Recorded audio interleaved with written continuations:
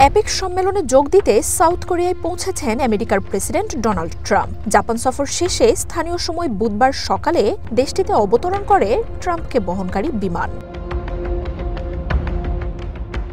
তবে ট্রাম্পের south Korea সফরের কিছুক্ষণ আগেই ক্রুজ মিসাইলের পরীক্ষা চালিয়েছে নর্থ কোরিয়া। ক্ষেপণাস্ত্রের শক্তি ও দক্ষতা যাচাই করতে ইওলো-সিতে এই মিসাইল পরীক্ষা চালানো হয় বলে নিশ্চিত করেছে পিয়ংইয়ং।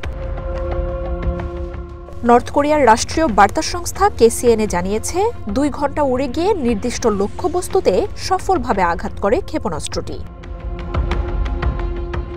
সাউথ কোরিয়া বলছে সমুদ্র থেকে ভূমিতে অবতরণযোগ্য একাধিক ক্রুজ মিসাইলের পরীক্ষা চালানো হয়েছে। কিম জং উনের যে কোনো উস্কানির জবাব দিতে সাউথ কোরিয়া ও আমেরিকা প্রস্তুত রয়েছে বলে জানিয়েছে সিওল। পিয়ংইয়ং এর গতিবিধি গভীরভাবে পর্যবেক্ষণে রাখা হয়েছে বলেও জানিয়েছে দেশটি।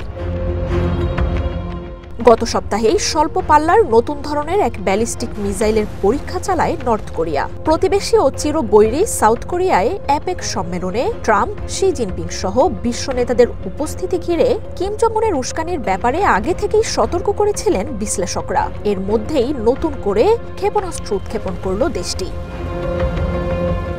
মালয়েশিয়ায় আসিয়ান সম্মেলনের মধ্য দিয়ে এশিয়া সফর শুরু করেছেন প্রেসিডেন্ট ডোনাল্ড ট্রাম্প। মঙ্গলবার জাপান সফর করেন তিনি। অ্যাপেক সম্মেলনে এবার সাউথ কোরিয়ায় এসেছেন এই নেতা। এখানেই সম্মেলনের সাইডলাইনে চায়নার প্রেসিডেন্ট শি জিনপিং এর সাথে বহুল প্রতীক্ষিত এক বৈঠকেও বসতে যাচ্ছেন তিনি।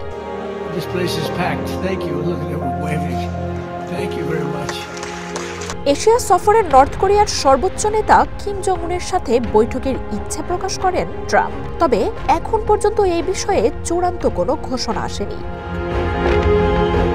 মার্জিয়া উপমা, ওয়ান ইন্টারন্যাশনাল ডেস্ক।